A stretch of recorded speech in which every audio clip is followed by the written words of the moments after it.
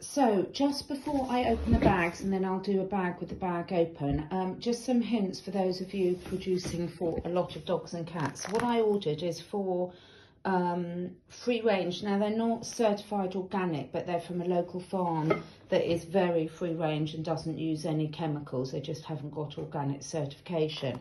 So what I asked the butcher to do, which he very kindly did, is to cut the meat off the carcasses. So I've got the carcasses there that I can use for my younger dogs to chew on and also to make broth.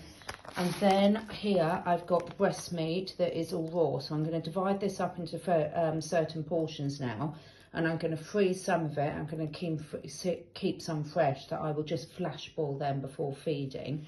And then here I've got one ox heart, which I'm going to use to supplement for both the cats and the dogs. The very fatty bits I'm going to be cutting off and giving to the wild foxes. And then here are the giblets, which is the heart, the neck and the liver of the chickens, which of course will go again flash boiled to my cats and dogs. So I will let you know how it goes, and I'll take some more pictures. So once I've got it back from the butcher's, all raw, I've divided it up, and you can see I put the date that it's raw chicken, 0.5 kilograms, and the date I've got it. These are the giblets that I'm leaving. I haven't sorted the bones out yet because I haven't got time. And then this is the ox heart. Again, putting it in containers or bags, and then I label it with the date, what it is and the weight, so that I can use it to make my recipes. Now, some of this I'm going to leave raw and I'm going to flash boil to kill the bacteria, and some I'm putting in the freezer for 3 days. But what you can see with the ox heart is I've cut off, there's so much fat on there, which is quite sad to see actually.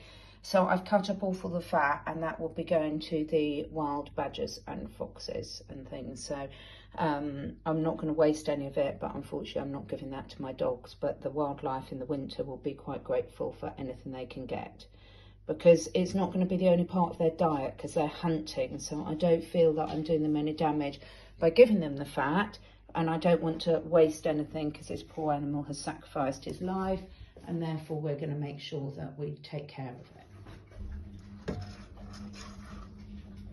And then this is my bone broth that I've made from the organic chicken carcasses that I've got. So dogs, I keep this in the fridge. You can see it's gone nice and jellified, and the dogs and the cats will have some of that just as an extra, as an extra, not in replace of anything, as an extra to their normal meal.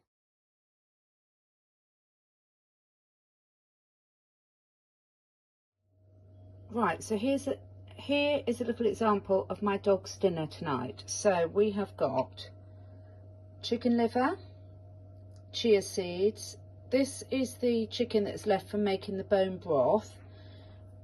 Raw chicken, raw ox heart. I do mix mine together, the different meat sauces. So we've got chicken liver, chicken breast and thigh, ox heart. These are all raw. This is a bit of the chicken that I pulled out of the bone broth, chia seeds, and then the green mixture that I put to one side so they can choose it.